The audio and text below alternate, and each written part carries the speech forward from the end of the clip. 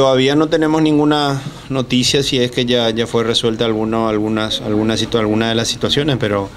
según el presidente están trabajando y están algunas ya creo que un poco más adelantadas, y vamos a ver si en el transcurso de la semana se define para que comencemos el día 8 ya casi completo, ¿verdad? Que al menos solamente sea Eduardo el que no pueda estar por lo de la Copa América, por lo de la selección, pero el resto sí ya podamos comenzar a trabajar de una manera distinta ya desde un principio para que tengamos un mejor segundo semestre. Vamos a tener dos competencias también, que tengamos dos duplas o un poco más de jugadores de nivel que compitan por lugares y que también nos puedan ayudar a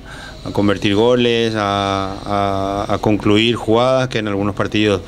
pecamos en eso y por eso capaz también nos hemos sumado una mayor cantidad de puntos. A nivel y a lo que a nosotros nos agrada, del medio para adelante,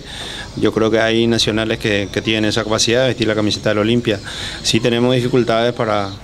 esa posición de laterales, que también tenemos carentes, y no darle todo el peso a los chicos, pero vamos a ver cómo se resuelve todo eso para cuando volvamos a la presentación el día 8.